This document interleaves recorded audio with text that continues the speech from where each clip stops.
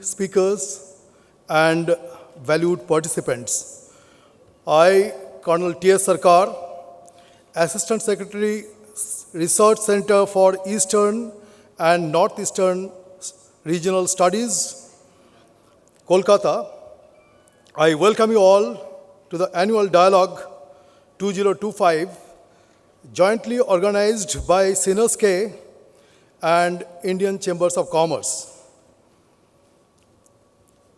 We gather today at a time when the world order stands deeply challenged by great power rivalries, economic coercion, conflict without end, and alliances without certainty.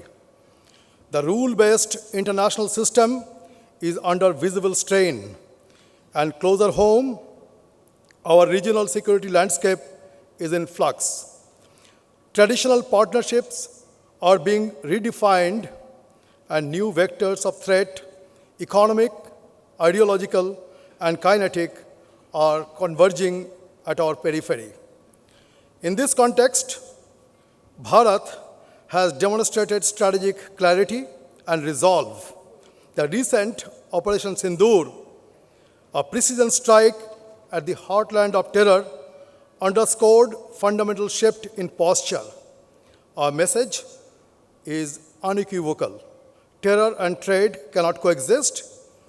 Blood and water cannot flow together.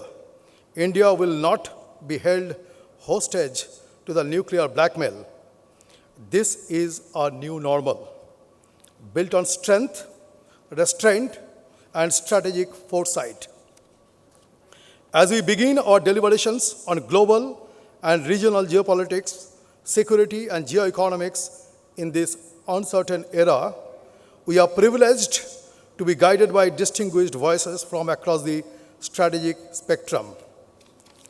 Before we start, ladies and gentlemen, let me highlight that this session is not connected to politics. And during interactive sessions, you are requested to frame your questions accordingly.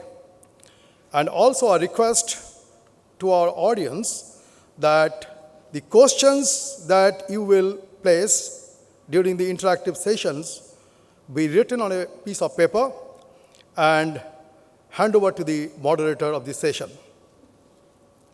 Ladies and gentlemen, before we initiate this program, I'll request Dr. Rajiv Singh of ICC and our dignitaries to please come up for the lighting of the lamp. Dr. Rajiv Singh, our honorable dignitaries and participants,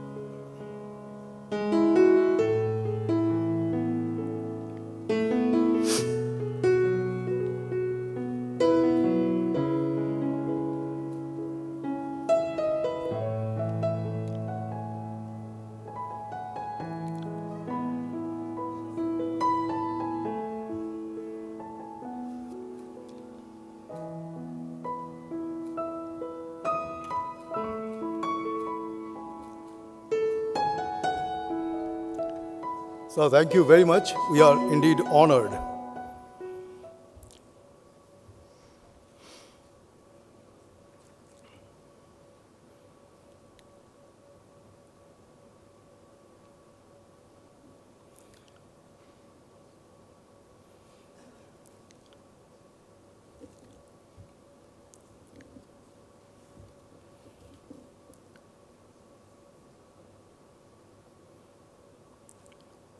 Before we start with our introductory session, let me quote William Shakespeare from Hamlet.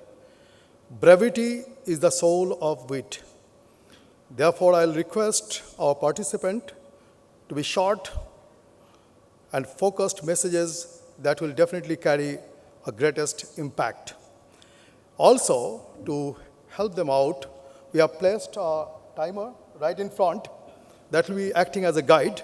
And also, prior to 2 minutes of finishing of the timeline, there will be a buzzer.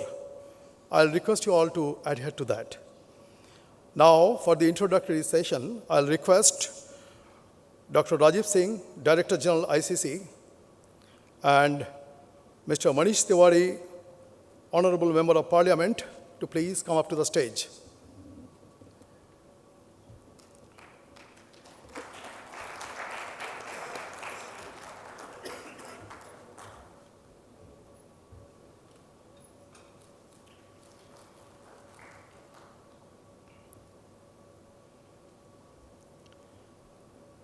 Now, may I invite Dr. Rajiv Singh, Director General of Indian Chamber of Commerce, to deliver the welcome address. Thank you.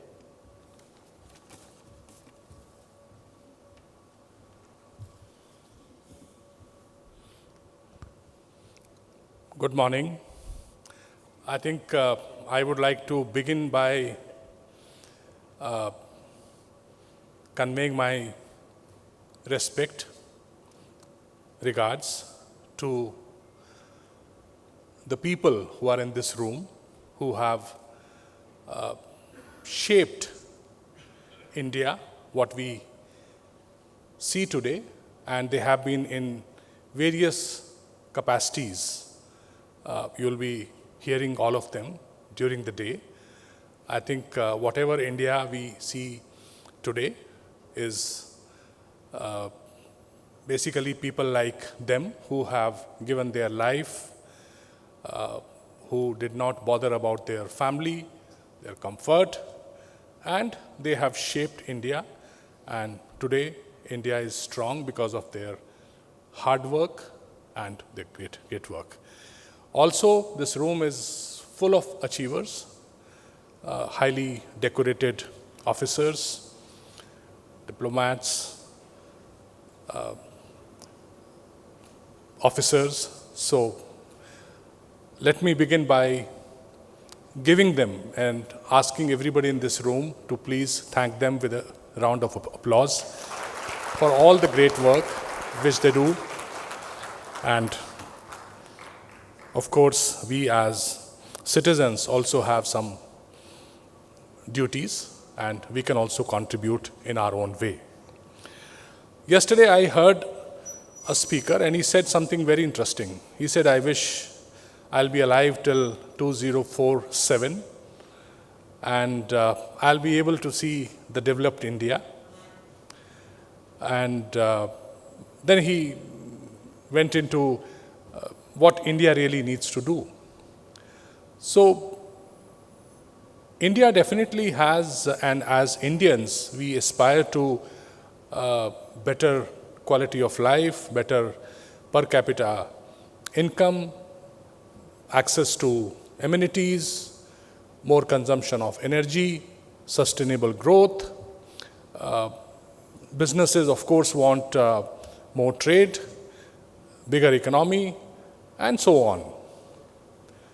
And all this, the larger framework is what we are seeing today is it's not only the national politics or the national government, it's basically geopolitics, what's happening elsewhere.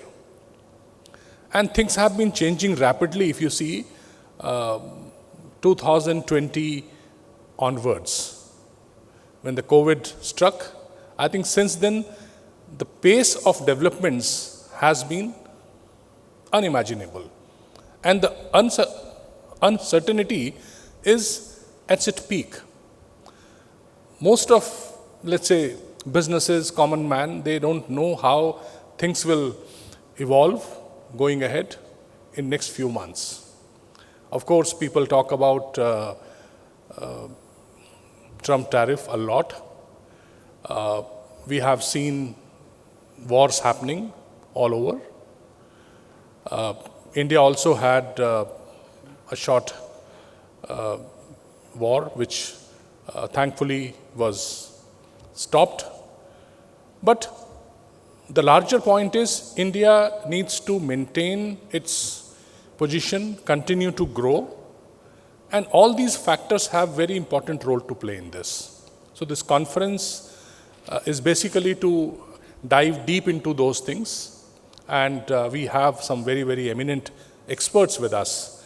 And of course, to start with, we have Honorable Member of Parliament, Shri Manish Tiwari ji, who has great experience. He has been part of India's governance for long, and he understands deeply.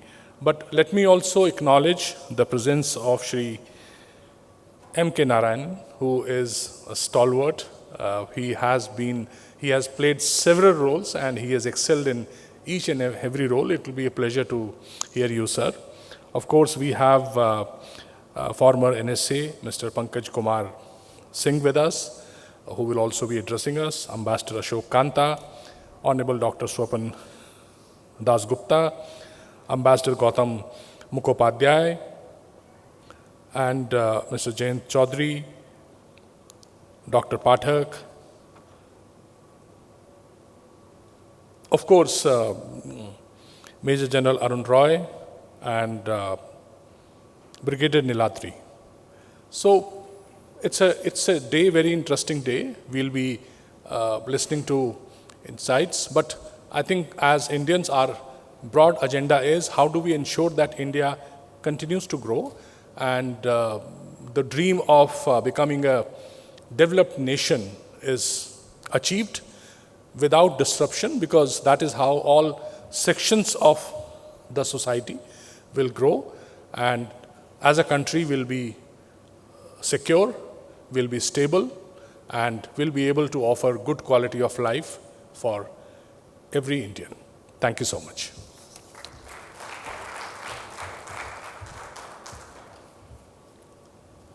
Thank you very much, Dr. Rajiv Singh, Director General ICC, for setting the pitch. Now, may I request Mr. Manish Tiwari, Honorable Member of Parliament, to please come up and deliver the keynote address.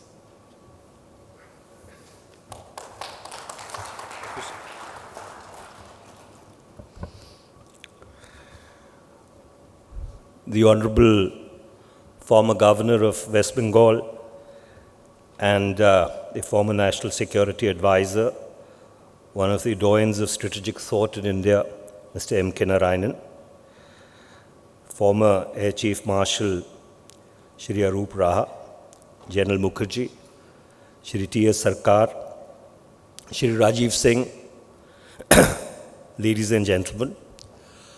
First of all, I would like to thank the Center for Eastern and Northeastern Regional Studies Research, Senas K, and the Indian Chambers of Commerce, whose centenary year this is, for inviting me to this very august and prestigious conference. It would be perhaps a trite to say that we live in interesting times. A phrase initially articulated by Joseph Chamberlain in 1898 and later exalted to the stature of a Chinese proverb. Let me commence by taking a long view of international relations and geopolitics, because this is a conference which is essentially dedicated to these two subjects. The Peace of Westphalia in 1648 that sanctified the construct of a nation state, in conjunction with the concept of raison d'etre, propounded by Cardinal Richelieu in 1830, namely that each nation acts in its best national interest, and the doctrine of balance of power, the alliance system conceptualized by Hugo Grotius and first put into practice by William of Orange, later King William III of England, laid the foundational template of international relations that is valid even today, 4 or 5 centuries later. It was followed by the Concert of Vienna in 1815, when these 3 hypotheses were tested. It ensured an uneasy peace for the next 99 years, when there was no general European war, except the Crimean Wars from 1854 to 1856, till the beginning of the First World War in 1914. In May 1892, in a memorandum to the Russian Foreign Minister, Nikolai Girs, the Adjutant General of the Russian Army, Nikolai Obuchev, explained why the traditional method of determining casus belli of war had been overtaken by modern technology. What mattered most now was who mobilized first and not who fired the first shot. The undertaking of mobilization cannot be considered as a peaceful act. On the contrary, it represents the most decisive act of war, he opined. Within a month of the assassination of Archduke Franz Ferdinand, heir to the Austro-Hungarian throne, on the 28th of June 1914, the doomsday machine of general mobilization unleashed itself upon Europe. Once Austria-Hungary and Germany started to mobilize, other European powers followed suit, and World War I commenced. By 1918, this Armageddon had left 17 million people dead. The Second World War was triggered by the imperatives of the alliance system, the balance of power. In 1938, German troops annexed Austria, and before occupying Sudetenland, a part of German-speaking Czechoslovakia. However, when the Nazis marched into Poland on September 1st, 1939, Great Britain, according to the terms of the Anglo-Polish Pact, declared war on Germany on September 3rd, 1939. France followed suit, and the war dominoes were in full play. By the time it was all over in 1945, 85 million people were dead, and large parts of the world lay in ruins. It was followed by the Cold War. Great Britain's wartime Prime Minister Winston Churchill, then leader of opposition, famously announced the commencement of the Cold War at Fulton Falls on the 5th of March 1946. He orated from Stettin in the Baltic to Trieste in the Adriatic. An iron curtain has descended across the continent. Behind that line lie all the capitals of the ancient states of Central and Eastern Europe: Warsaw, Berlin, Prague, Vienna, Budapest, Belgrade, Bucharest, and Sofia. All these famous cities and the populations around them lie in what I call the Soviet sphere and are all subject in one form or another, not only to Soviet influence, but to a very high and in many cases increasing measure of control from Moscow. The alliance and mobilization templates were carried forward into the Cold War till the formal dissolution of the Soviet Union on the 26th of December 1991. In the calculation of war planners on both sides, the principal land battles in Europe would have been fought on the northern German plains, fit for attacks by mass concentrations of heavy armor. This necessitated the deployment of large conventional armies. Added to this was the MAD doctrine, mutually assured destruction, inserting into the dynamic of war a new paradigm called nuclear weapons. In 1992, Francis Fukuyama wrote a book that was a sequel to an article that he wrote in the National Interest magazine in the summer of 1989, a couple of months before the collapse of the Berlin Wall. He argued that what we may be witnessing is not just the end of the Cold War or the passing of a particular period of post-war history, but the end of history as such, that is the end point of mankind's ideological evolution and the universalization of Western liberal democracy as the final form of human government. Essentially, what he argued was that the Western liberal and democratic model would be the default option of the global order in the years and the decades ahead. However, in 1996, Samuel P. Huntington wrote another book called The Clash of Civilizations and the Remaking of the World Order. Huntington argued in his book that the epoch of ideology had reached an inflection point, and therefore humankind would regress into an age delineated by cultural conflict all over again. In his hypothesis, he argued that henceforth the primary axis of conflict would be along cultural trajectories. He postulated that the template of diverse civilizations as the pinnacle of cultural distinctiveness would evolve into a progressively efficacious matrix in analyzing both the potential for conflict and the genesis of actual conflict. He stated, and I quote, "This is not to advocate the desirability of conflicts between civilizations. It is to set forth a descriptive hypothesis as to what the future may be like." Both Fukuyama and Huntington were gazing into the crystal ball, trying to predict the ebb and flow of historical and Westphalian impulses in shaping the post-communist world order that had led to a unique situation of unipolarity in international affairs, with the United States emerging as the only hegemon after the dissolution of the Soviet Union and the collapse of its East European satellite states that brought to an end the bloc politics that had characterized the post-World War II global milieu. On September 11, 2001, when semi-state actors put the only omnipresent hyperpower in the world, the United States, on notice by crashing passenger-filled jetliners into the World Trade Center, liberal democracy certainly had not emerged as the global choice.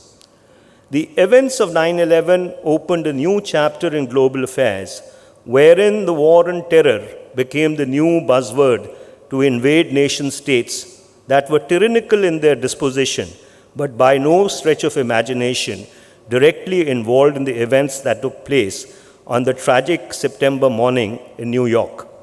The invasion of Taliban-controlled Afghanistan, codenamed Operation Enduring Freedom, on October 7, 2001, was not a clash of civilizations, but a tactical attempt to get even with the masterminds of 9/11, namely Osama bin Laden-led Al-Qaeda, that had found sanctuary in then Taliban-controlled Afghanistan. Almost 2.5 decades later, how do both these seminal treatises, the one written by Francis Fukuyama and the other by Samuel Huntington, measure up in predicting the train of global events since their publication in the 1990s? This becomes especially relevant at a point in time when, after the end of World War II, humankind is witness to a 3-continent conflict playing itself out concurrently. These battles are the Russia-Ukraine war that began in February 2022.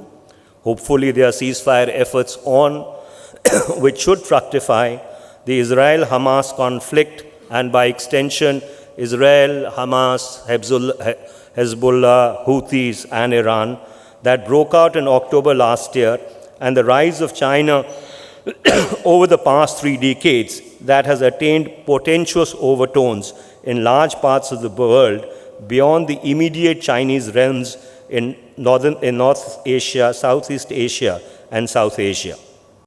The added dynamic, of course, is the latest India-Pakistan standoff, the worst after the Kargil War 26 years ago. The events in Afghanistan between 2001 and 2021 that demonstrate that despite the United States spending $2.3 trillion on the war, almost $300 million per day, the country did not turn into a democratic haven for the Afghans. In fact, Afghanistan was the classical test case for Fukuyama's thesis, courtesy the direct involvement of the US for over 20 years. Neither was it a clash of civilizations, for if that had been the case, the United States would not have got into negotiations with the same Taliban it had ousted 20 years ago. The talks resulting in the Doha Agreement of February 29, 2020, paving the way for the handing back of Afghanistan to Taliban on the 15th of August 2021 in a rather ignominious manner, is a classical case of raison d'etre at play. Similarly, the invasion of Iraq in 2003, under the subterfuge of finding non-existent weapons of mass destruction, did not turn Iraq into a democratic utopia, but unleashed such tectonic forces across West Asia that continue to rise like apparitions after staying buried for over a century after the reordering of the Great Middle East in the wake of the collapse of the Ottoman Empire in 1919. Neither was the invasion of Iraq a clash of civilizations, for if that had been the case, the Anglo-Saxon civilization would not have given up after expanding $3 trillion and 300,000 dead, the overwhelming bulk of them Iraqi citizens. It was again raison d'etre at play. Similarly, the invasion of Libya in 2011, under the rubric of right to protect R2P, has neither turned Libya into a democratic paradise, nor was it a clash of civilizations by any stretch of imagination. The impulse was to get rid of Colonel Gaddafi's despotic regime, as the Iraq invasion was to get rid of Saddam Hussein. Libya, unfortunately, has been a paragon of instability for the past 14 years. Likewise, after the collapse of communism in 1990s, China did not become democratic, nor is its ominous rise a civilizational struggle with other cultures. It's again purely driven by what China perceives as its national interest, the Middle Kingdom's destined place in the natural order of things. Therefore, the affairs of peoples and nations are still governed by two fundamental percepts, both dating back to the 17th century. The first, coined by Cardinal Richelieu, namely raison d'etre, and the second, the doctrine of balance of power, the alliance system conceptualized by Hugo Grotius and implemented by William of Orange, later King William III of England, as I had stated earlier at the beginning of this articulation. Technology and economics can at best be drivers, but are still not determinants. The determinant in the case of nation states, I apologize, I'm running a bad viral. The determinant in the case of nation states is still state sovereignty. Finally, a word about the subcontinent. We face a potential challenge in terms of a problem called Pakistan, a legacy of the partition, and now a rogue state for many decades on our western border. An aggressive China on the northern border, again the legacy of the conundrum between frontiers and borders dating back to the late 1940s. A fluid Bangladesh on the eastern border, and other states in the region that seek to hedge their bets between India and China, exercising their own version of the principle of balance of power. This seriously challenges India's Monroe Doctrine in South Asia. What then is the way forward for India?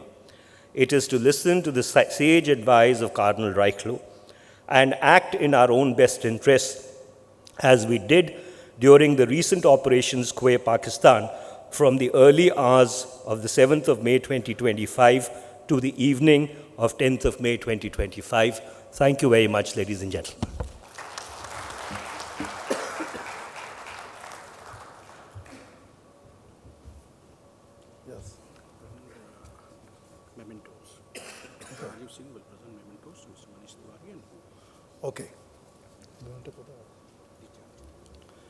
Thank you, Mr. Tiwari, for your incisive and very timely reflections.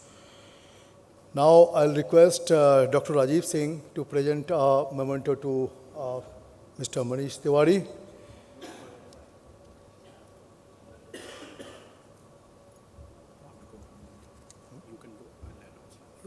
Not a problem. Next session.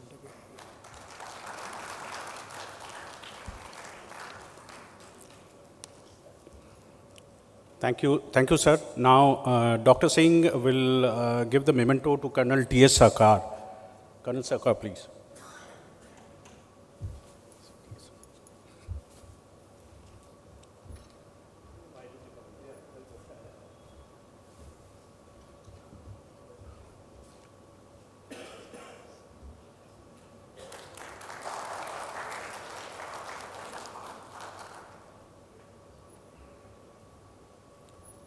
Maybe we can gather for a group photo, sir.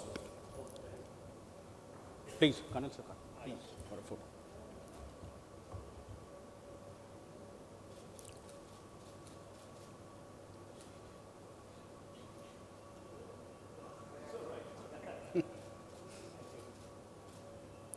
Thank you. Thank you very much. Polash, I'll request to put one more chair now for the next session. Right?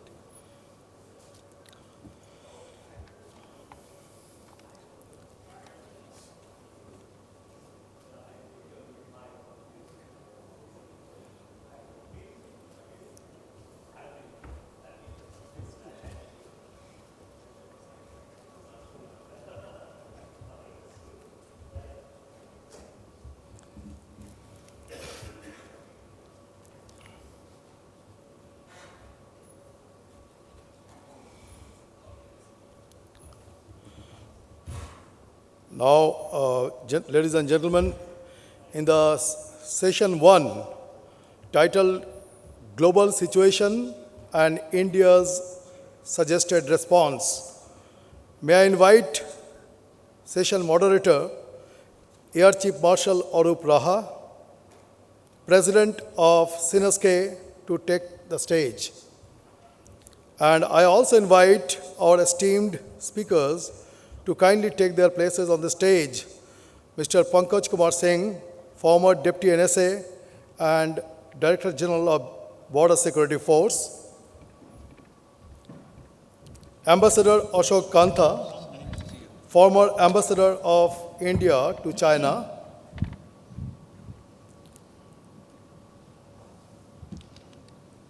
And Dr. Sopan Dasgupta, Padma Bhushan awardee and former MP.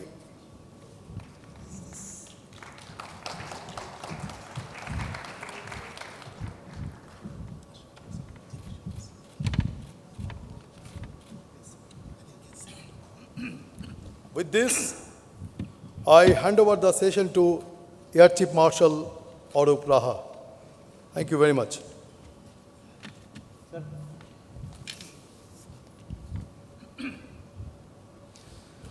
Good morning, everyone. My special greetings to former NSA and former Governor of West Bengal and other dignitaries, guests present for this seminar. The first session of the seminar, as you all know, is going to be on global geopolitics and India. What are the challenges that's evolving, the dynamics of geopolitics, not only globally, but with special reference to immediate and extended neighborhood of India, how these issues and challenges are going to affect India and what India needs to do. We have three very eminent speakers for this session. The first speaker is going to be Mr. Pankaj Kumar Singh, former DG of BSF and former Deputy NSA, National Security Advisor.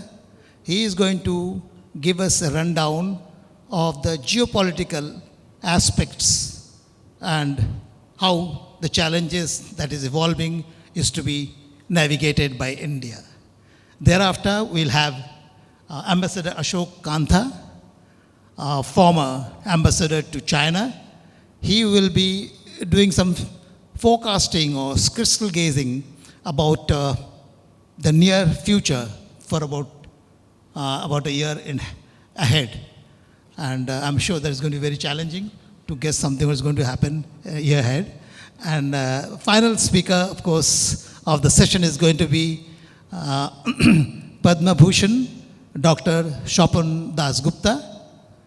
He will be giving us his appreciation about the two long-drawn, protracted conflicts that is raging in the global scene, one in Europe and the other is in Palestine. So at the end of it, we'll have a question-answer session and I'll sum up.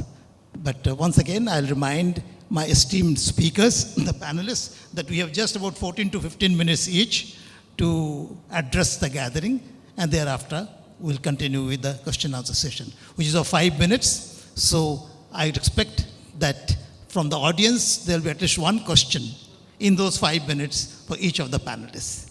Thank you. I'll request Shri Pankaj Kumar Singh to address the gathering.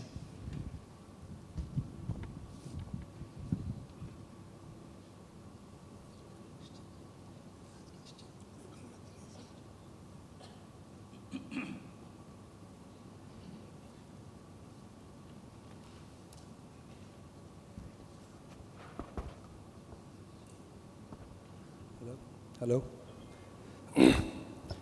Thank you very much, Air Marshal Arupraha. And thank you very much to the Indian Chamber of Commerce, Dr. Rajiv Singh, and Senas Calcutta, General Roy, for giving me this opportunity. We are really delighted to have the presence of ex-Governor West Bengal and the NSA, who has been a doyen of the Indian Police Service. And I feel absolutely at sea to be talking of geopolitics in front of such an enlightened audience and people gathered here. I'll try to do my very best, and General Air Marshal Raha.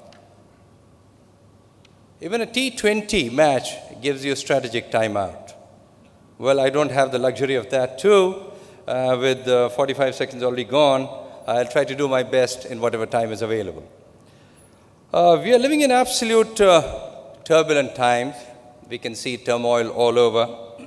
There's general instability, uncertainty that we've been seeing for the last couple of years. It started with COVID in 2020. The entire world was shocked to see this new scourge that had enveloped the world. It hit the economy, it hit different nations, and it hit the medical world in a very, very big way. 2021, COVID continued, vaccines came in. There was a lot of skepticism about whether the vaccines need to be taken or not. India, however, leveraged this to its advantage through Vaccine Maitri, sending it to 96 different countries. This was also the year when US withdrew from Afghanistan, bringing in a lot of instability and uncertainty in the area, and the weapons and armaments left by the US Army went all across Central Asia, Afghanistan, Pakistan, and other countries. 2022, Russia invaded Ukraine. It's been over 3 years now. Basically a war between US and Europe versus Russia. It saw the coming together of Russia and China, two P5 nations. The European economy was hit in a very big way as far as energy was concerned. 2023, Hamas attacks Israel in a brutal manner. Almost 1,200 people killed, 250 taken as hostages, and the war still goes on. And the result, total devastation in the Gaza and deprivation and famine-like conditions in that area, with even UN saying that their humanitarian aid was not being permitted to go inside. 2024, Prime Minister Modi gets elected for the third term, and it's a great message to the world that whatever economy, whatever political stability and direction that India was taking would continue in the years a remarkable continuity for a country like India, whose economy has been talked about not by us, by organizations as IMF and all the different rating and financial institutions of the world. It also brought in Donald Trump back to US. The bringing of Donald Trump back posed a lot of questions across entire Europe as well as other nations. India was not too ruffled with the coming in of Trump, having had a good equation in his earlier dispensation also. 2025, the Russia-Ukraine war continues, destruction in Gaza, and in comes Donald Trump with the announcements of tariff war. Tariff war, 10% to 235%, and the entire world is in a tizzy. Europe needs to spend in more for its defense and other issues. The economy of different countries taking a tumble, asking questions, and looking for different alignments. We are still not talking about the South China Sea, the terror scourge of Al-Qaeda and ISIS, and BRI, wherein economies of 150 countries are getting affected all over the world. I'll talk about certain big countries and theaters where these developments, geopolitics is taking place and how it is affecting India in a major way, major or a smaller way, and how India has been taking its stand. Mr. Manish Tiwari did talk about the entire canvas of how geopolitics has come into age, how it formed over a period of time, and how different countries took a stand and where things are as on date. The Russia-Ukraine war, it's been over about 40 months now. Like I told you, Russia on one side, getting into Crimea and and the entire Europe feeling threatened. And Europe feeling threatened because if Russia walks in here, it can easily walk into other nations also. US taking a stand that Europe needs to spend more on army, that it's been piggybacking on the US for a long, long time and propping up its own economy. So it needs to spend more time on defense, army, and others. The entire supply chains got disrupted. The energy costs in Europe escalated. Oil and gas prices went up. And USSR, from being the 18th largest trading partner of India, became the 4th largest trading partner. India used this situation to its strategic advantage. It talked about strategic autonomy. US threatened sanctions on India, but India persisted, took its own stand, bought Russian oil, which really helped the economy, because at that stage, if oil and gas were not coming, I guess it would have really affected the economy, which had taken in a beating after the COVID. And India was one of the few countries which did very well in the COVID period too. We bought S-400, we took Russian oil and took our own decision to safeguard our economy, our energy interests, and that was a signal to the world that we need to safeguard our own interest, as does everybody else. Russia, which has stood by us on a number of occasions and is a very important partner with us on two very, very big platforms, BRICS as well as SCO, both which control about 30% of the world's population and almost about 35 to 40% of the world GDP. So India stood by Russia, and Russia also stood to benefit during its troubled times. West Asia, we have a very eminent speaker who's going to talk about West Asia, but just a few lines about West Asia. The manner in which Hamas attacked Israel, and then the philosophy with which Israel went after Hamas and Gaza today, it's in a massive stage of destruction, famine, and food being sent across, but not reaching the right kind of people. What the future holds for us, I guess our eminent speaker will talk about it much more. But India had a very fine balance to strike. And it was walking a tightrope with Israel on one side, which has been India's wonderful partner at all times in agriculture, biotechnology, military equipments, cybersecurity, and surveillance also. And on the other side, with the Middle Eastern nations who were helping who were helping the Hamas in different ways. Iran was helping them covertly for a long, long time, but came out openly when its own diplomat was killed by an attack on the Israeli consulate in Damascus, not even Gaza. So Iran came out openly, they had missile strikes, testing each other's strength, but with the matter that Kuwait, Saudi Arabia, UAE, and Iraq, giving us 2/3 of our energy requirements, oil, coming all through the Persian Gulf. India had a nice balance to strike, but good for India that these countries stood neutral during this war, and India's energy requirements were safeguarded. Qatar supplies about 50% of our LNG needs, and all this comes to the Persian Gulf. And if Iran was to take a stand or some kind of other action, blockading the Strait of Hormuz, I think India's energy supply would have been severely depleted.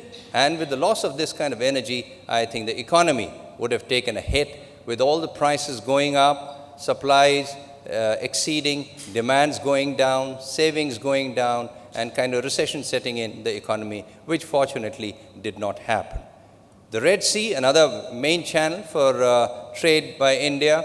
I think with the Houthis and Somalis there, India tried to strike a balance there also, because that is the main route through the Suez Canal, from where the Indian goods go across to North America, North Africa, Mediterranean, and entire Europe. Fortunately, these two channels, as of now, are working. India has a very good relation with Israel.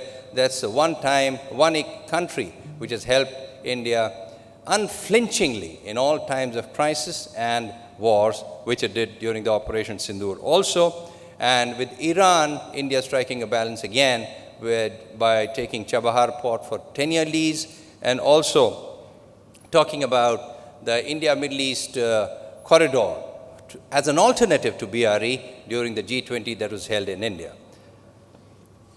With respect to US, I think our relations are going south as far as Biden administration is concerned, with the revoking of Article 370, the CAA coming in, allegations of Muslim atrocities, harassment of journalists and NGOs, and India being named as a country of concern by a US organization for 6 years in a row. Matters came to a head stop when US and Canada accused India of certain killings and attempt to kill in their countries, and to the extent that even US thought of stopping the sale of MQ-9 Reaper, very high capacity drones for the country. And even the newspapers in the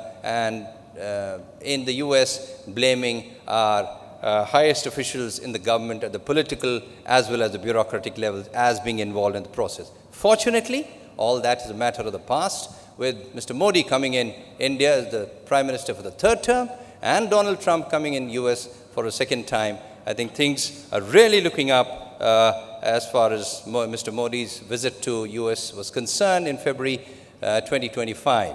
Our defense, trade, all engagements are on an upswing, with US wanting a 10-year India-US military defense partnership. They are wanting Mission 500, that is the trade between India and US, to go up to 500 billion by 2030. And in a number of initiatives in the technology and the innovation areas, like agreement in the space, energy, and emerging sectors, ISET, which is for critical emerging technologies, and the civil space cooperation also. India is a vital partner for US as far as Quad is concerned, as far as a front against China is concerned, and a growing economy and the market that it offers. But India should be wary of what the US does because of reciprocal tariffs it's been talking about. It's been talking about taxing the remittances coming into the country, with a strict visa regime that it's been talking about, and the trade overtures that it has now been talking to China also. We share a number of platforms like the UN, the G20, invitee to G7, Quad, as well as I2U2. but this will be a country that will be, India will have to be wary of. With respect to China, we have border disputes, as is well known. Trade is one big area where we need to watch out. On a trade of 140 billion, we have a deficit of 100 billion now. With more and more goods and services coming into a country, yes, it's coming at a cheaper rate, but at the cost of our goods and services within the country. India has been very wary of China as far as their aggressive luring of journalists, students, research scientists is concerned, many of whom have been detected as giving vital information to China at different times. China has also tried to rope in each and every neighbor of ours, whether it is Bangladesh, Nepal, Myanmar, Sri Lanka, Pakistan, by involving them in the BRI, as well as giving weapons to them at a regular interval, and even having access to the Bay of Bengal and subsequently the Indian Ocean by having ports in Myanmar, Kyakfu, Hambantota in Sri Lanka, and a submarine base in Bangladesh. So India will have to be wary of this also. Just a few lines about Bangladesh. I think we have to worry about it because of the overtures that Muhammad Yunus has been making with China over a period of time. His visits to China, the amount that he's been promising, asking them to intervene in Teesta, health sector, Chittagong port and Mongla ports, and giving them a submarine base, and the cleansing that it has been doing on the Chittagong hill tracts. Lastly, I'll just mention about Myanmar, though we have a very detailed session on that by Ambassador Mukhopadhyay. I think the turbulence and the coup that has happened there has really upset India's northeast, with FMR being thought of to be scrapped, fencing on this border, our Kaladan and other projects getting stuck, and China aggressively being involved in Myanmar in a big way as far as its economic, oil, gas interests are concerned. These are things to watch out. But lastly, I would like to say that India is one country which has not been too affected by Russia-Ukraine war, the Israel-Hamas war, or even the coming in of Donald Trump in US. It has maintained its own strategic autonomy, whether it was buying of S-400 or Russian oil, and by targeting the terror targets and air bases in Pakistan. It has leveraged its demographic advantage and economy. And I would like to quote our eminent speaker, Swapan Das Gupta, who in his article on the 18th of May did talk about the steely resolve that India has now developed over a period of time. The new India, I guess, has arrived. Thank you.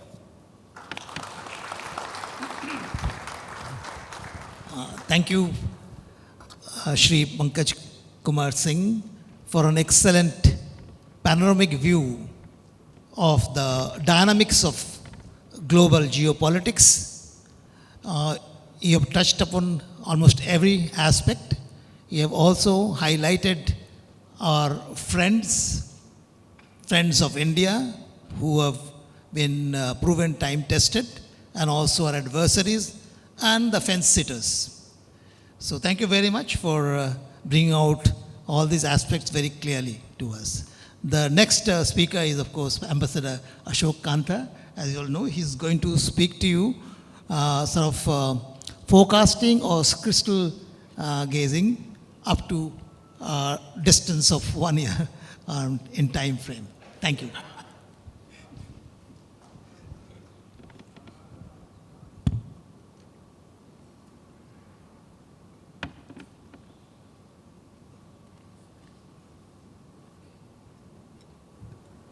Honorable Shri M.K. Narayanan, Air Chief Marshal Arup Raha, Shri Swapan Das Gupta, Shri P.K. Singh, Shri Rajiv Singh, all dignitaries and friends present here.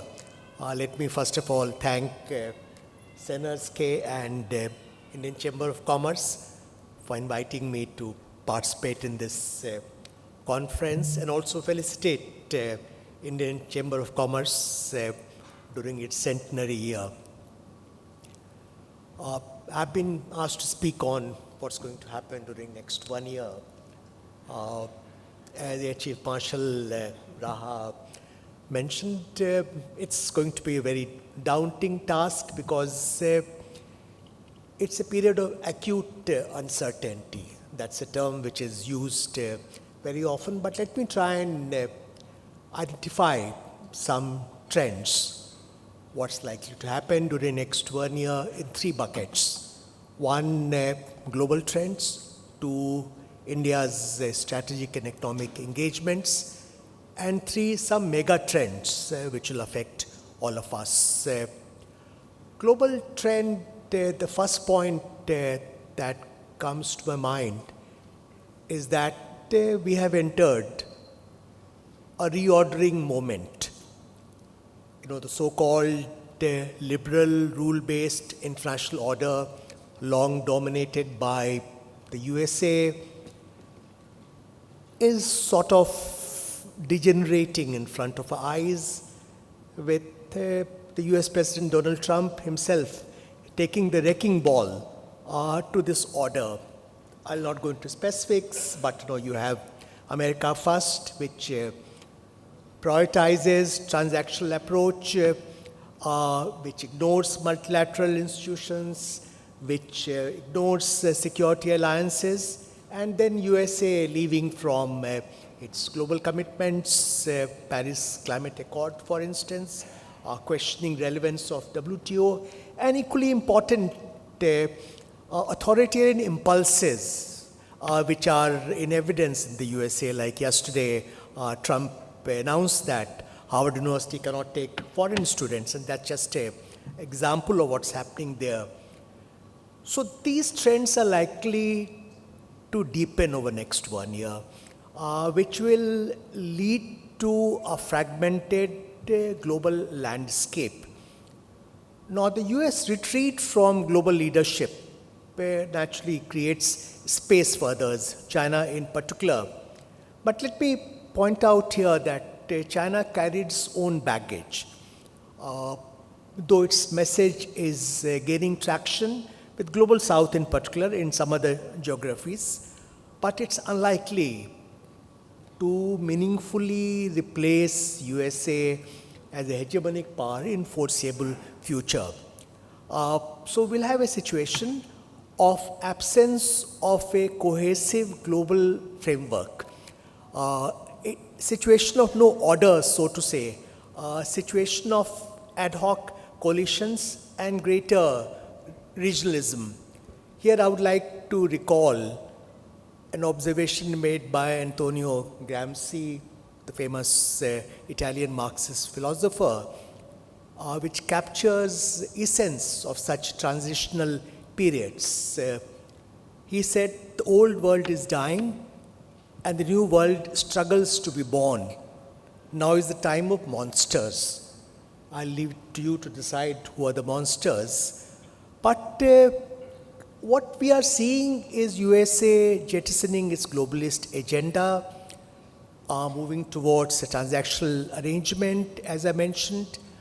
It's affecting transatlantic alliance very directly, but my own feeling that the alliance will survive, though it will have to find a new equilibrium where European countries will have to shoulder a larger share of the burden. Already there's talk of 5% of GDP being devoted to defense in Europe, so that's going to be extremely difficult.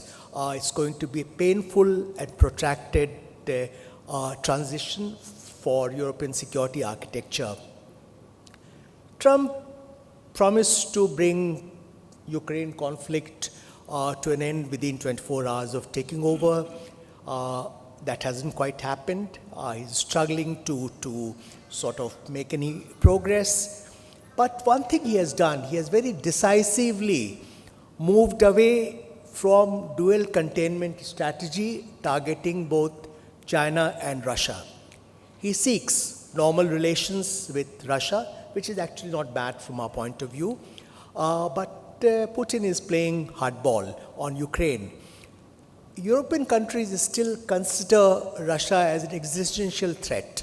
So they will resist any move from the USA to weaken sanctions imposed on Russia. Likewise, any reverse Nixon gambit of trying to peel Russia away from China is unlikely to make any headway during the coming year. China-Russia relations remain robust with shared interests and shared concerns vis-à-vis West, and are likely to remain strong, notwithstanding mutual suspicions. Likewise, Trump's China policy remains unclear. Beyond trade and tariff issues, we have not seen any signs so far of a pivot to the Indo-Pacific. Reduced NATO commitments and pressure on allies to increase defense spending need not necessarily lead to the US redirecting resources to the Indo-Pacific theater to counter China. The Quad has come to acquire a very diffused agenda, and it's unlikely that during the coming year it will have a sharper focus on security. China is likely to continue its gray zone operations in South China Sea, Taiwan Strait, and East China Sea, incrementally changing facts on the ground or on water in some cases, but staying under the threshold of outright military conflict. The USA has not so far found an effective way to dissuade China, though neither country would like to move towards an armed conflict, so that's very unlikely during the coming year. Third trend is decline of multilateralism, which is virtually comatose at this point of time. And we are unable to find any way of dealing with global challenges like climate change. We are moving towards COP30, but we shouldn't be holding our breath that there'll be any breakthrough there. As you're aware, Trump's skepticism towards international commitment is there. China talks big, but is not interested in taking up commitments or obligations. It is proving to be a narrowly focused, selfish power. The UN's ability to address crisis will further diminish as reforms process fails to make any headway. India's role will be significant but limited. Coming to trouble spots, Ukraine and Gaza, which will Sopan Dasgupta will talk about it in greater detail.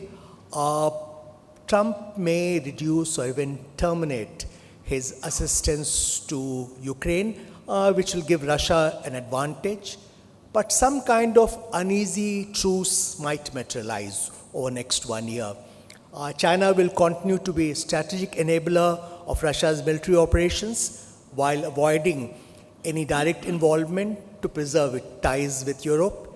India will continue to do a balancing act, of course being much closer to Russia, but also providing some humanitarian assistance to Ukraine. In Gaza, the US support for Israel under Trump will contrast with growing discontent in Arab streets, while governments in Gulf and West Asia make only pro forma noises. China will progressively enhance its presence in West Asia, but once again, without undertaking any major obligations. And its room available to China, or even its willingness to intercede any of these situations is somewhat limited. India, with its strong ties with both Israel and Gulf states, will avoid playing a proactive role in Gaza and other regional conflicts. So over next year, these conflicts in West Asia and elsewhere will continue to fester. Let me now come to Trump tariffs, which are impacting global economy in such a big way. One expects that Trump's tariffs will be progressively brought down over the next 1 year, but will still remain at historically high levels. As we saw during 90-day truce reached Geneva between China and the USA on reciprocal tariffs, volatility will persist despite a patchwork of bilateral deals, possibly including with India. Over the next year, we may expect tariffs and countermeasures by others to disrupt global supply chains, driving up costs, impacting growth rate of global economy, but I don't think world will go into recession during the coming year, may be completely wrong.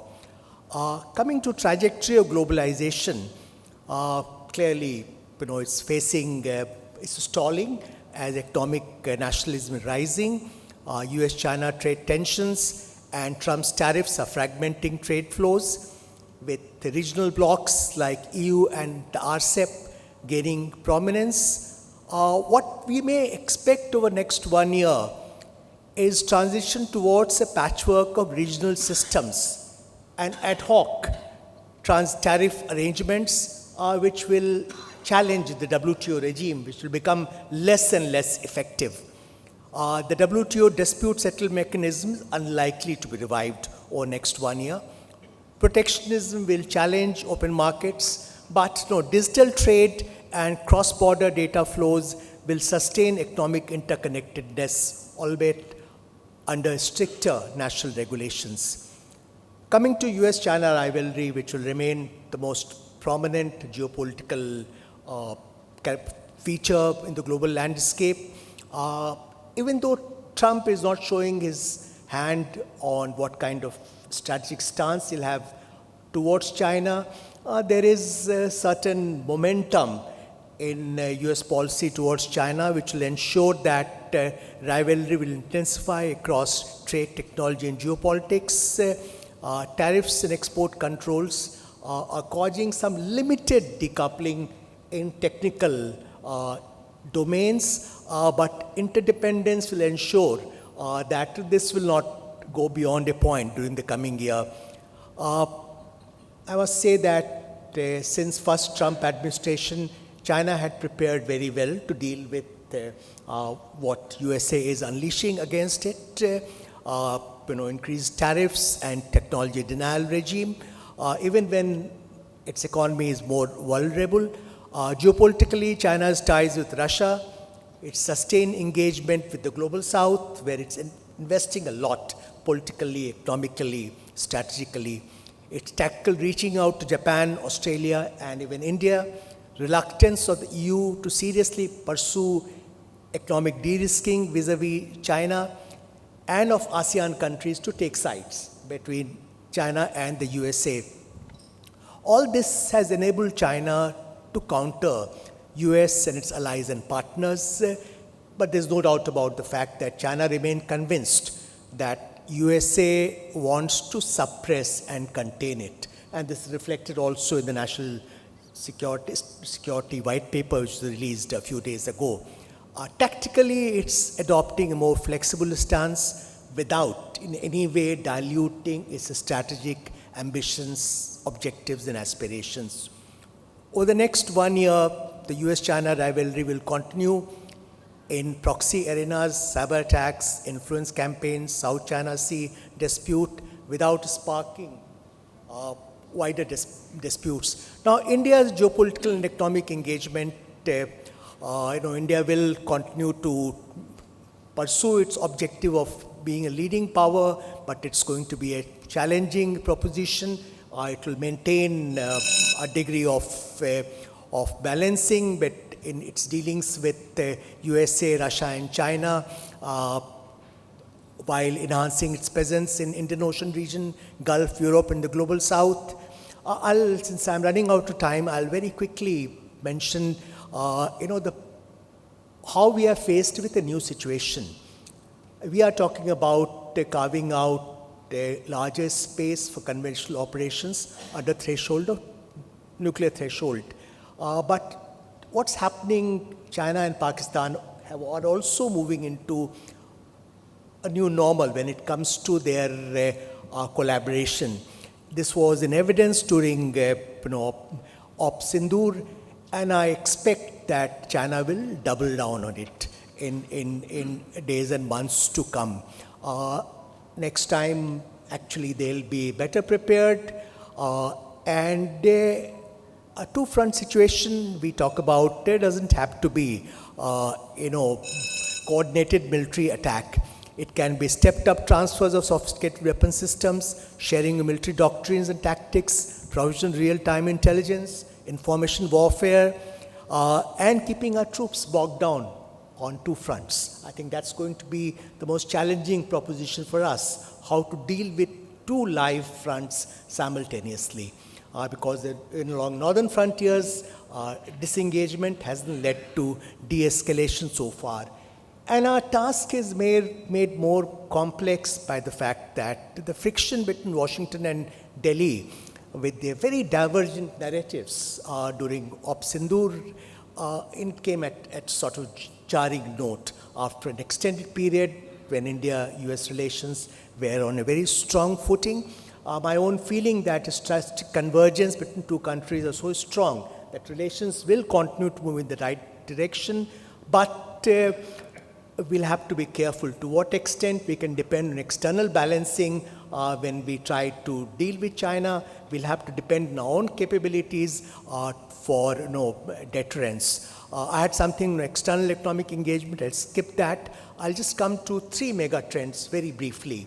One, artificial intelligence. This is going to be a significant factor, but not a game changer over next year. China is catching up with USA. We are still far behind. We need to do much more. Second, the role of mega techno entities. This is something we need to study much more. Tech giants like Amazon, Google, X, Microsoft, Starlink, Alibaba, Reliance, kind of role they are playing in different areas. Just look at role of Starlink and Microsoft in Ukraine conflict. They are working as autonomous entities in many areas, which is not being fully appreciated. Final 2 points, pushback against migration. This will remain a defining characteristic in the West.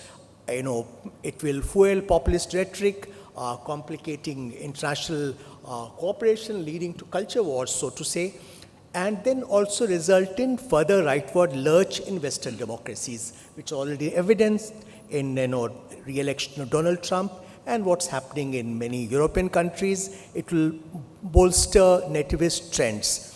So, just to conclude, over the next year, India will have to deal with a fragmented world order, balancing rivalry with China and partnership with the US and others. Global trends I referred to will create opportunities for India, but all to strengthen its space in global value chain, but also create new complications for Indian economy. Regional challenges will require depth diplomacy. We are faced with a particularly challenging environment in South Asia, which is not going to change for the better. Mega trends like AI, tech giants, migration, pushback, and Western political shifts will add to the complexity.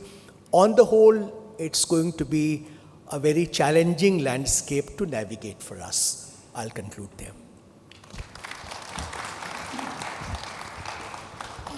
Thank you, Ambassador Kanta. Brilliant exposition. You made crystal gazing so simple to all of us. Thank you for that. The few things I think take away from this is that the 3 or 4 major players in the future, and definitely for next 1 year, the US, China, Russia, and Europe. And the worst is going to be the disruptor, the US president. He has made sure that nothing is for sure. Everything is going to change very rapidly. Relationship, trade, commerce, tariffs, everywhere. So there would be a lot of changes in the dynamics of geopolitics in the world. Thank you very much for your exposition. Now I'll invite Dr. Shopan Dasgupta to deliver his address.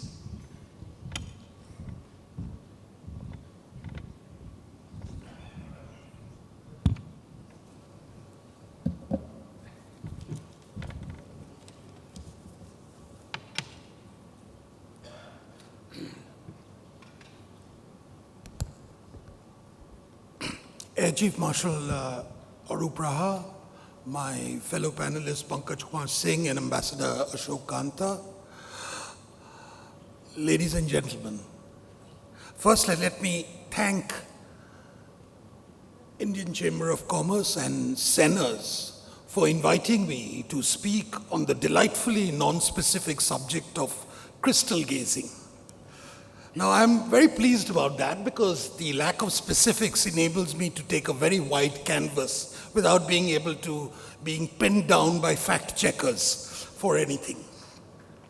Now, I think crystal gazing, which in certain corporate circles has been elevated to something called risk analysis, has a certain relevance in today's age. Because more and more, I find people trying to do something which I consider relatively impossible, which is decipher the mind of the American president.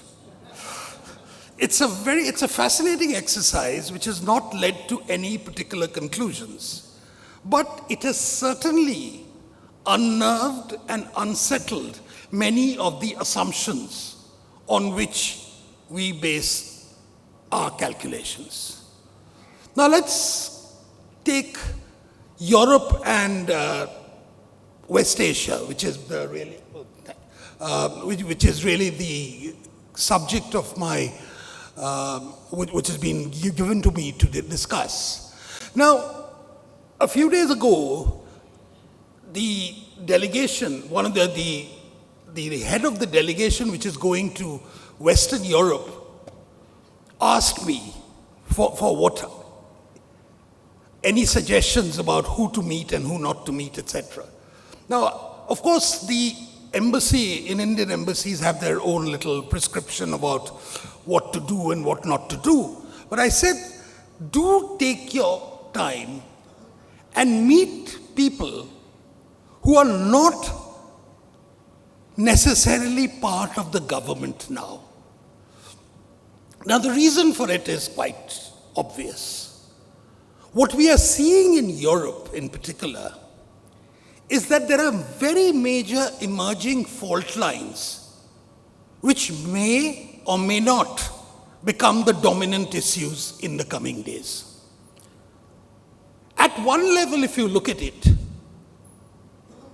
there is the war in Ukraine, which has actually de-escalated into somewhat of an irritating local conflict.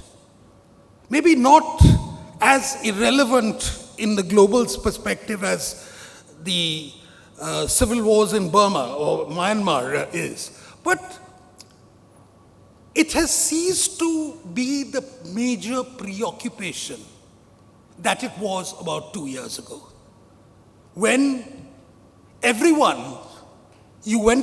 whenever you went to any part of the Western world, you were promptly asked, why is India being ambivalent on the question of Ukraine? That question is no longer asked. It suggests that the importance of that war, which at one point was thought to be quite a decisive one, to corner Vladimir Putin, is no longer seen in the same way. But there are other reasons for it. The European Union, which is centered on Brussels, sees the Ukraine conflict as a great opportunity.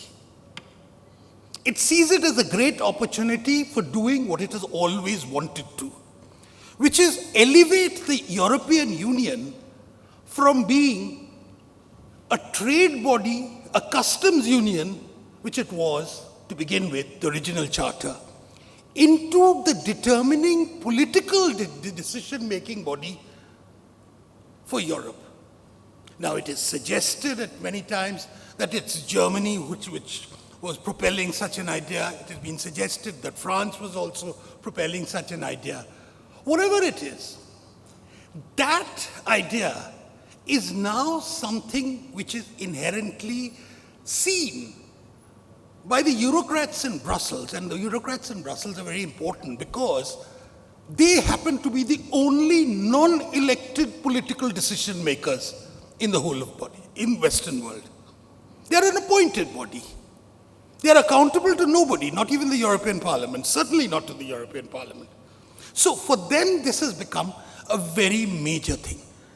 But what is very interesting to note is that there are countervailing forces which are now being mounted everywhere. There was a few days ago, there was an election in Romania. Now, Romania, you can say, it's a nice place if you want to go there. If you're interested in Count Dracula, you'll find it even more interesting to go to Transylvania, etc. But it's a footnote in our collective imagination. Now, there was an election there. The first round of that election led to a completely strange outsider not getting the plurality of votes because they have a sort of runoff system, but topping the list. Whereupon, it was deemed to be fit because this person had a certain soft corner for Russia, because he had a certain skepticism about the European Union, he was disqualified. We would find that completely outrageous.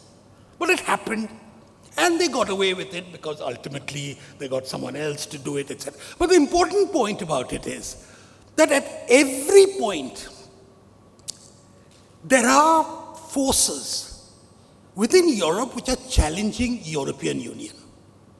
You see it in France, the disqualification of Marine Le Pen as one, which is really causing another deep division in that society.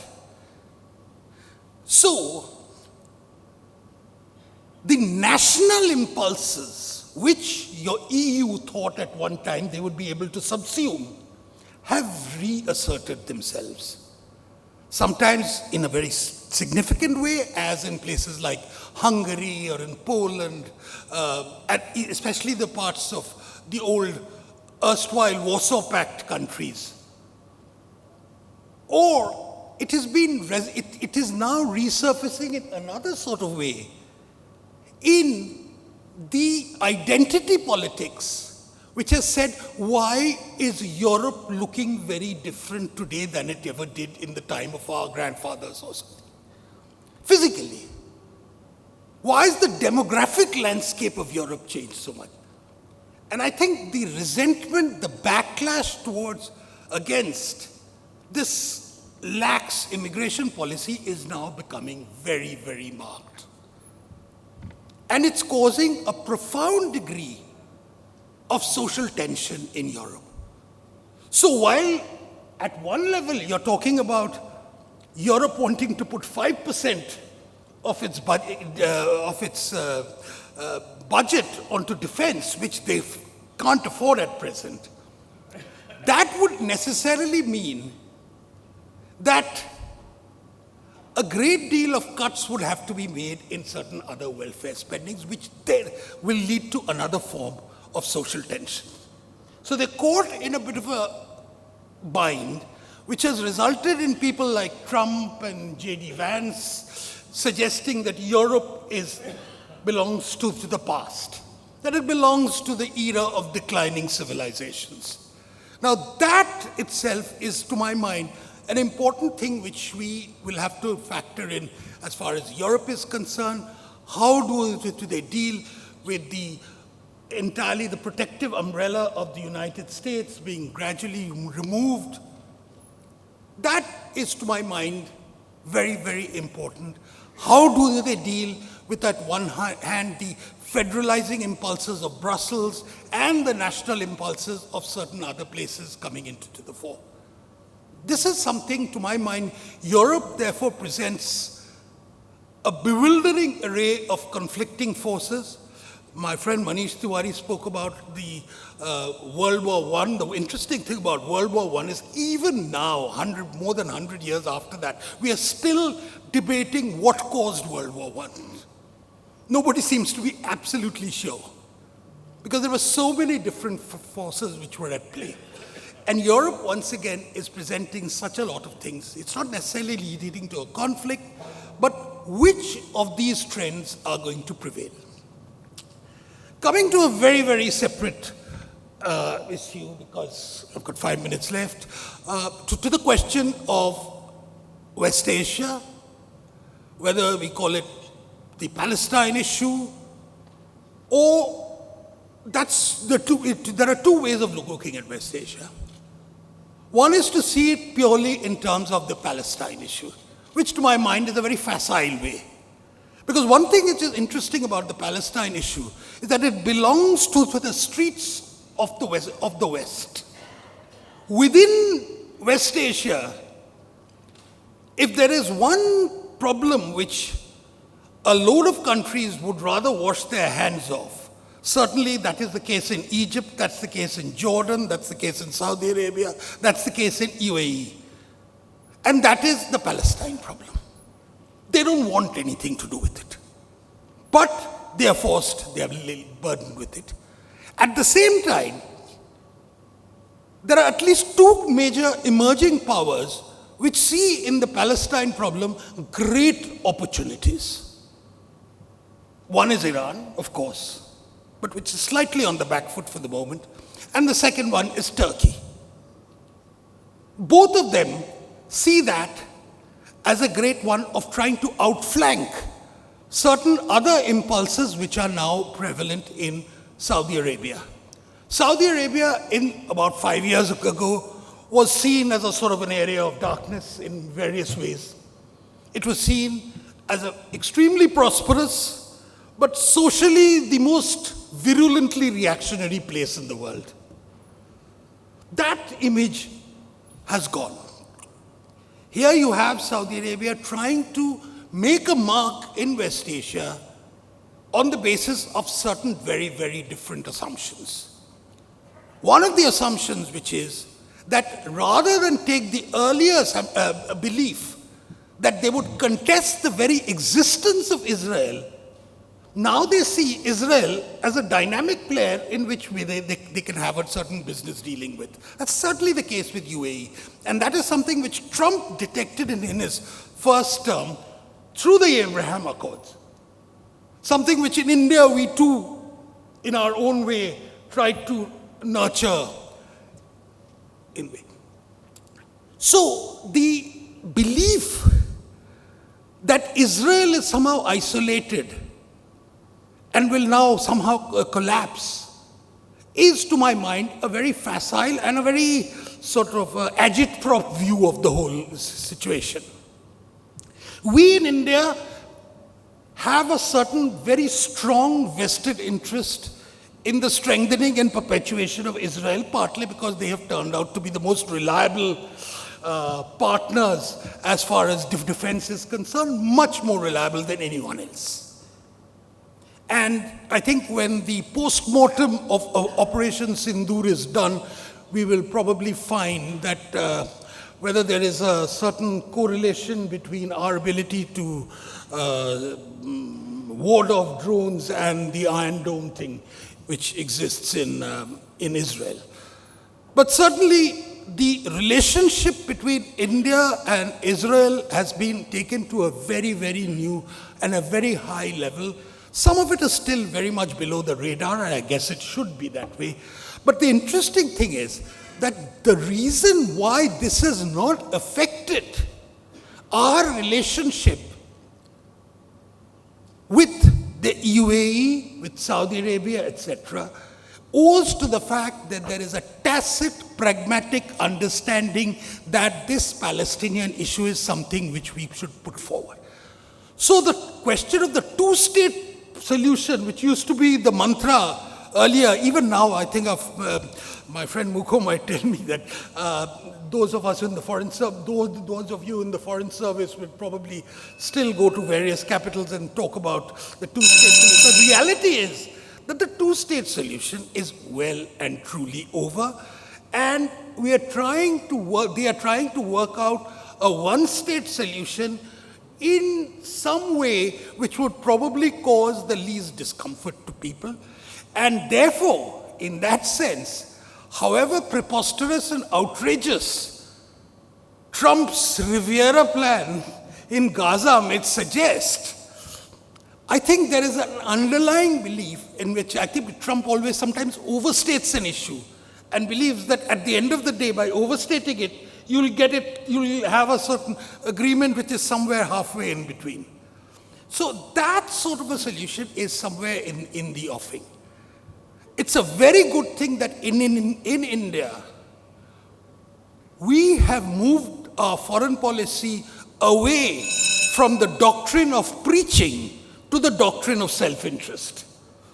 And in that sense, when we look at whether Europe or whether we look at West Asia, we look upon it in ways which are very, very different from how it is perceived in the Western capitals, which also leads you to the inevitable conclusion that in the realm of international relations, there is no one truth. There are just multiple ways of looking at the same thing. Thank you very much. Thank you, Dr. Dasgupta, for a brilliant, analysis of what the problems the Europeans are facing vis-a-vis the Ukraine conflict. Similarly, the Palestinian conflict that's going on. Thank you very much for that. There is no time, otherwise I would have said a little more about these two issues. Now we go on to the question answer session. It will be very brief. All the questions that you have received is for Ambassador Kantha. There were 5 or 6 of them, but he'll get only about 2-3 minutes to answer. Thank you. I'll be very brief. First question is, why don't we have a paradigm shift in our relations with China? We'd love to have a paradigm shift, but as they say, it takes two to tango. China hasn't shown any inclination to accommodate some of our vital interests, concerns, and aspirations. So I don't see a paradigm shift happening anytime soon. So we must have, constructive, stable relations. We must avoid demonizing China at any point of time. Second question is about flashpoints. Gilgit-Baltistan, Baluchistan, POK. First, I don't like this Western construct of flashpoint. It somehow, shows that we are unable to deal with difficult situations in our part of the world. Since I'm talking about only next 1 year, I don't expect Baluchistan situation will remain difficult, but it's not going to lead to any kind of breakup of Pakistan or any such scenario is very unlikely to materialize. Pakistan occupied Kashmir, which includes Gilgit-Baltistan. Again, I don't see any big changes taking place over the next 1 year. Third question is, shouldn't we consider joining RCEP? I must confess that one point of time I had felt that we should have joined RCEP rather than keeping out of it after fully participating in negotiations. But now we have reached a stage where it's very difficult for us to join RCEP given our concerns about nature of our economic engagement with China. But some point of time after we have done a BTA with USA and FTA with EU, UK, and some other countries, perhaps we should consider joining CPTPP because we need to be part of these regional arrangements. Final question is about death of globalization. Well, my own feeling is that we shouldn't be writing obituary of globalization too soon. World is far too interconnected at this point of time for us to write off globalization. I think what's happening is reimagining of globalization, redefinition of globalization. But the follow-up questions about how it will impact us. Definitely, external economic environment in which we are pursuing our Viksit Bharat objective has become far more difficult compared to what China had, when it was getting double-digit growth rate. So we'll have to deal with that. But disruptions also cause a lot of opportunities. So like in changes in global value chain. So we'll have to take advantage of those opportunities. I'll conclude here. Thank you. Thank you very much. That brings us to the end of the first session, but I'll just summarize saying just a few things. We're already short of time. Very brilliant coverage of all the issues involved in terms of geopolitics, I would say global, and India's context. Few things that there won't be many changes to my mind in the future. The issues will remain as it is, especially for India. We have the problem of Pakistan, state sponsor of terrorism. We'll have to deal with it the way you have done now, maybe, and we have to refine it further. Unfortunately, Pakistan, sponsor of terror, is being supported by very powerful nations. Both, they're actually at each other's throat, be it the Western power like the US or China. So that is a very strange situation where Pakistan is being benefited and India is suffering because of such support. That's one. So the solution is for India would be in terms of development of its indigenous capability, both financially as well as in terms of military power. We have to bridge the gap in technological domain and be ahead of our adversaries. Our adversary is not Pakistan, but there are bigger players at play which are against Indian interest. So for that you have to work very hard for economic progress, for the progress of the people. I'm sure the entrepreneurship, enterprise, and the skills of Indian people with such a large young population, we will rise as a nation economically, and which will have enough reserve to create technologies and absorb them in military industrial complexes, and will have the depth to not only take on short skirmishes and win it, or a short border war, or even a long protracted conflict that is happening in Europe and in the Middle East. Thank you. I would like to thank the panelists for their brilliant contribution to this session. Thank you. Jai Hind. Thank you, Air Chief Marshal Raha, and sincere thanks to the speakers for their strategic insight. Ladies and gentlemen, as a token of our appreciation and gratitude, we now take this opportunity to present a memento to the panelists. May I request Dr. Rajiv Singh to do the honor, please.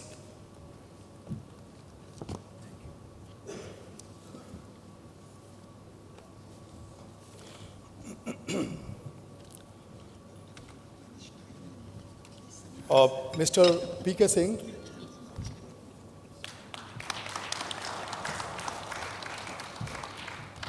Swapan Das Gupta. And Ambassador Ashok Kanta.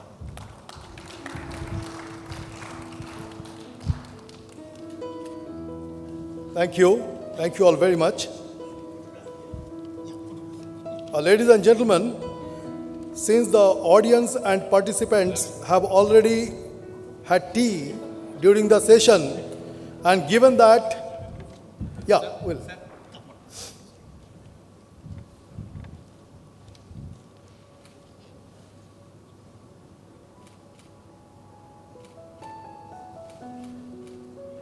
Thank you. And given that we have already exceeded the scheduled time owing to the gripping and thought-provoking deliberation, we shall proceed with the next session without break. Thank you for your continued enthusiasm and support. Yes, and for the next session and onwards, when you send a question, please write your name in that piece of paper. Now, for the next session, I welcome, in the next session, I request Lieutenant General J.R. Mukherjee, retired Member Emeritus of SENAS-K, to moderate this session. The session is regional situation and, please.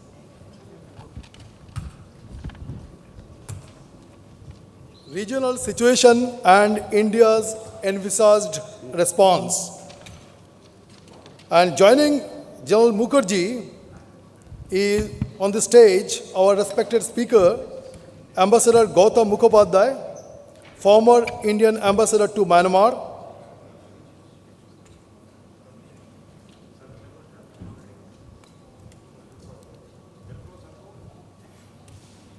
Mr. Jayanto Roy Chaudhary, founder director, Arthaniti. Dr. Sriparna Pathak, professor, China Studies, OP Jindal Global University.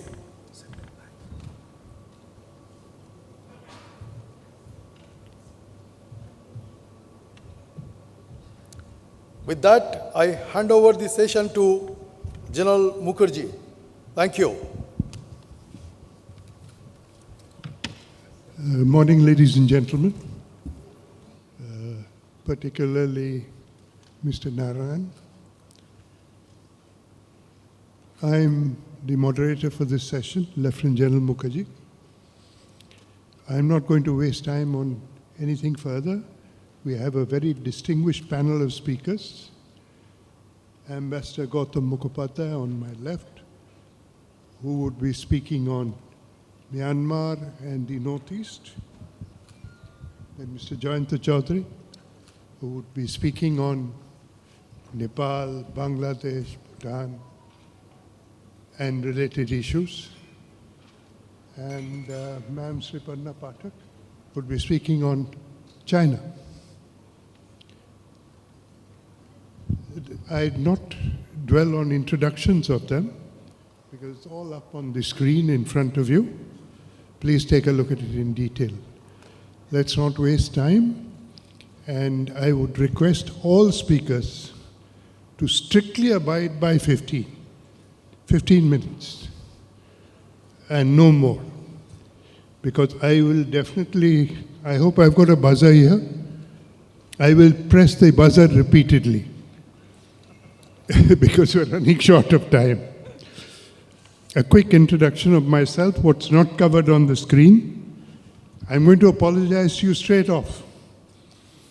In every rank I have served, I've got into trouble for being blunt and frank.